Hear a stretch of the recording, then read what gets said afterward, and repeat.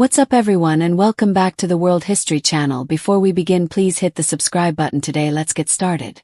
15 absolutely insane facts about the Palace of Versailles. The Palace of Versailles is known for its opulent rooms, extravagant gardens, and the integral role it played in the French Revolution. Every year, more than 3 million visitors tour the palace that was built for the Sun King, Louis XIV, in 1623 CE. The Salon de Venus, the Chapelle Royale, and the Hall of Mirrors are among the palace's most popular attractions. On the grounds are priceless works of art as well as period furniture and statues. In addition, the property's lush gardens feature a wide variety of plants, flowers, fountains, and statues for outdoor enthusiasts to admire. Like other opulent and historically significant structures, like the Taj Mahal for example, Versailles' architectural history is filled with interesting anecdotes, like the time all of its mirror makers were killed for doing their job too well.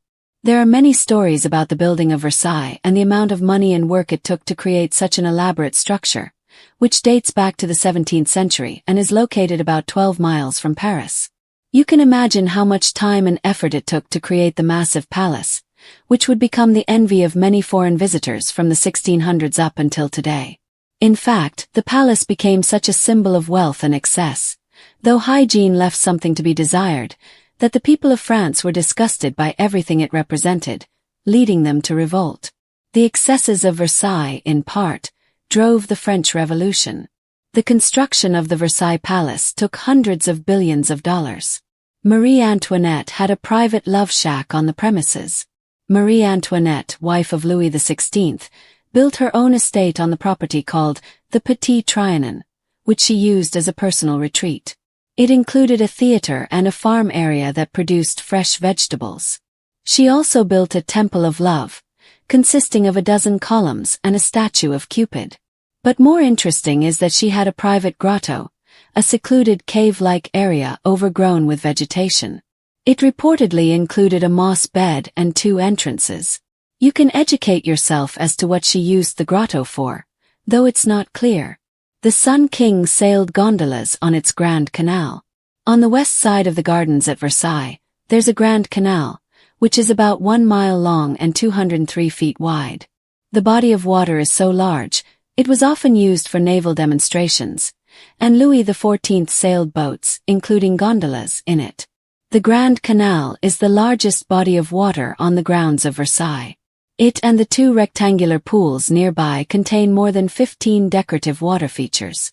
The gardens were so smelly they made visitors ill.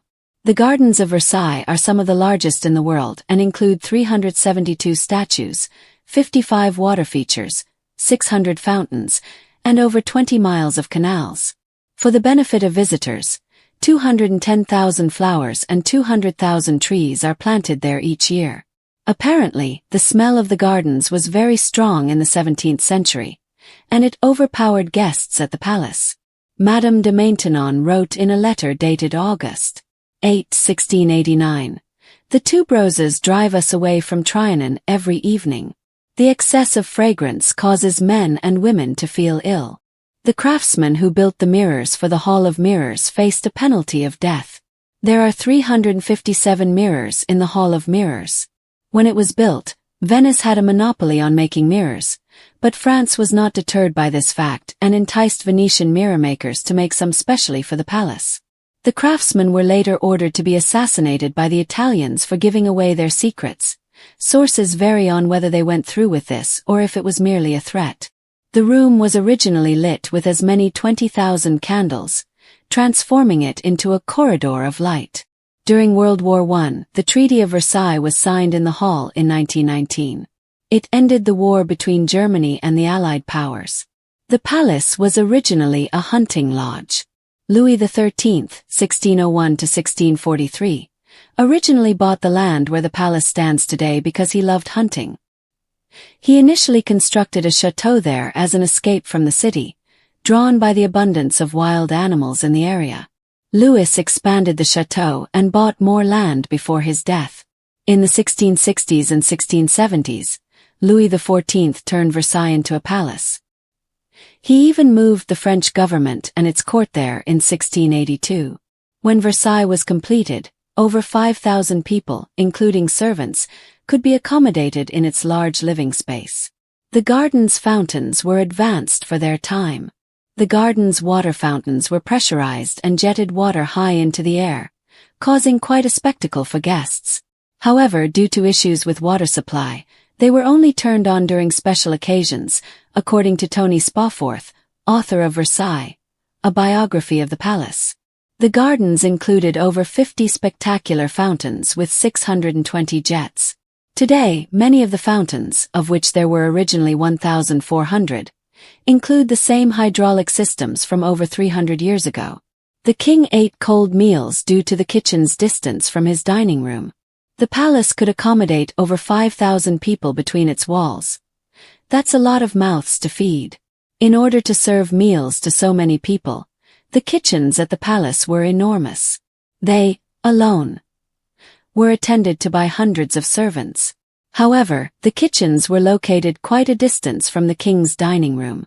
As a result, his meals were often served cold. The architect didn't think ahead with that not-so-minor detail. The Royal Opera had a clever technological trick. In 1768, Louis XV built the Royal Opera with a really neat feature. It included a mechanism that allowed the orchestra level to be raised flush with the stage. This area was used for banquets and dancing and was able to accommodate 1,200 people. Thousands of candles were burned to launch the opera, making it expensive to operate. In addition, it had great acoustics because it was built almost entirely out of wood and painted to resemble marble. If you visit Versailles today, you can watch concerts and shows at the Royal Opera House. The Palace of Versailles cost hundreds of billions to build. After accounting for inflation, experts believe the Palace of Versailles cost between $200 and $300 billion to build in contemporary money. An almost unthinkable sum for the construction of a single, even palatial, residence. King Louis XIV spent about one-third of the entire building budget just on fountains for the garden. Over 35,000 workers helped build the palace in the Île-de-France region of France on the outskirts of Paris. The palace has 700 rooms, 67 staircases, and 1,200 fireplaces, and it's spread out over 2,014 acres. The French citizens destroyed the opulent Golden Gate.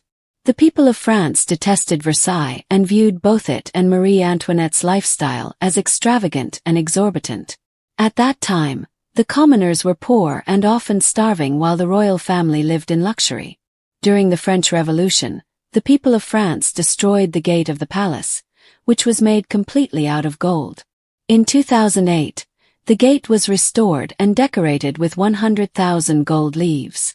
Cost $8 million to rebuild. Heavenly were the apartments of the king and queen. The grand apartment of the king and the grand apartment of the queen were called the state apartments. The apartment of King Louis XIV was originally known as the apartment of the planets. The Roman deity associated with each of the then-known 7 planets was honored in a room in the apartment. The apartment used by Queen Marie Antoinette included a hidden door in the bedchamber, which she used to escape a mob during the Revolution. Americans had some influence on Versailles. Notably, Louis XVI used one of Benjamin Franklin's inventions in the palace. The Franklin chimney produced much less smoke than a regular fireplace, so it was a natural fit in Versailles. And following World War I, billionaire John D. Rockefeller Jr. visited France and was greatly affected by the damage sustained to the palace due to neglect. He offered to pay for some of the restorations at Versailles. He paid for the pricey roof repair among other things.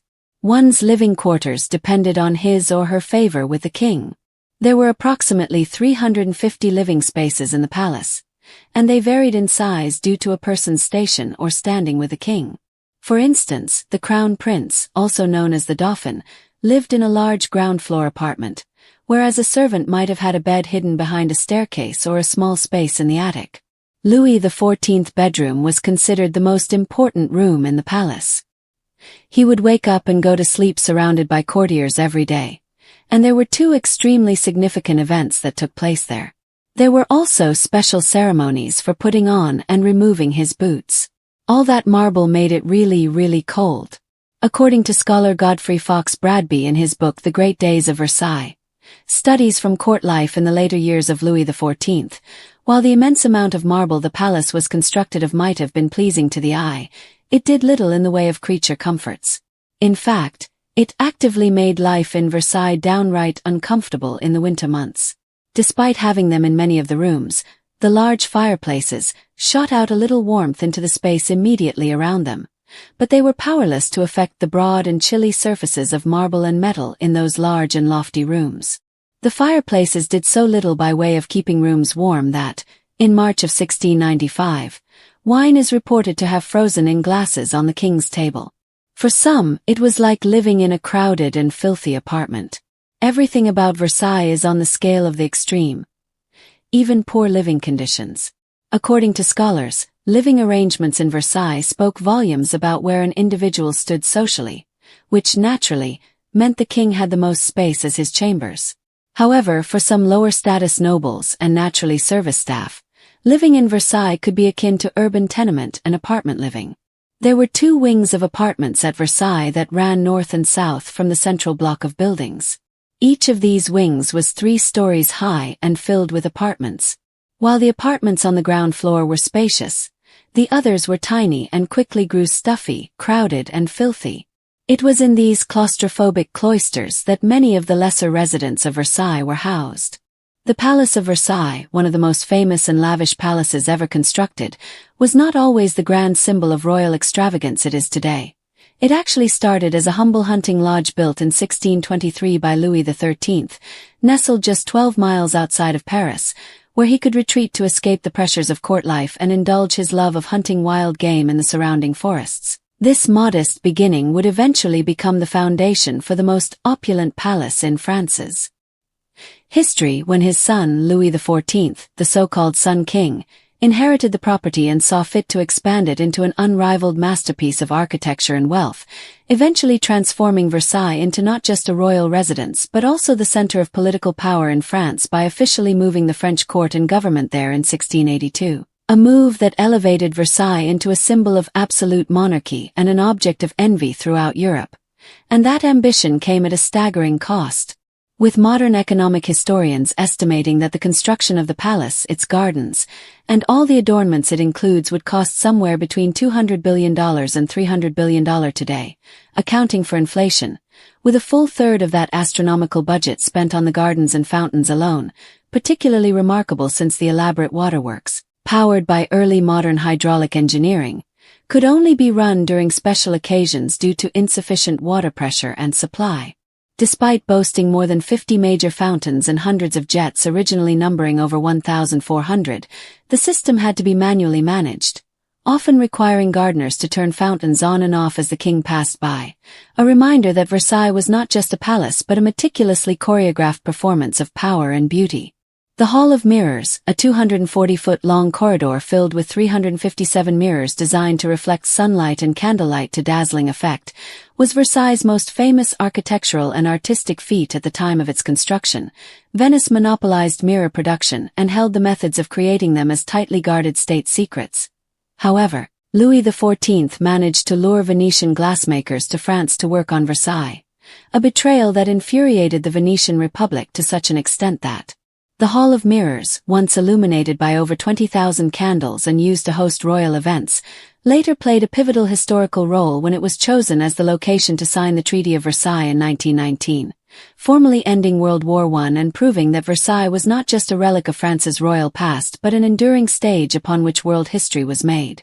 The Royal Opera House, built by Louis XV in 1768, was another example of where art and innovation met in the palace. It was remarkable for its clever design, which included a mechanically adjustable floor that allowed the orchestra pit to be raised flush with the stage, transforming the space into a ballroom that could hold 1,200 guests. The opera's acoustics were among the best in the world because it was almost entirely constructed of wood and painted to look like marble. This demonstrated that Versailles was a marvel of still. Not everything at Versailles was flawlessly designed. Despite its grandeur and the legions of servants tasked with feeding the court, the palace's kitchens were built so far from the king's dining quarters that meals often arrived cold, an ironic oversight in a place synonymous with refinement and abundance. The Grand Canal, an artificial waterway that stretches nearly a mile and served as a venue for extravagant naval displays and even gondola rides by Louis XIV, who was so enamored with Italian culture that he imported Venetian gondolas and gondoliers for his amusement. A surreal vision of floating luxury far from the canals of Venice, and another indication of Versailles' obsession with spectacle. The gardens of the palace span nearly 2,000 acres and include over 200,000, and yet, for all its beauty, the gardens harbored their own strange realities. Madame de Maintenon, the second wife of Louis XIV, once complained in a letter that the intense smell of tuberose flowers planted around the Trianon was so strong that it made people ill and forced them to leave in the evenings. A bizarre case of nature overpowering its cultivators in one of the most manicured places on earth.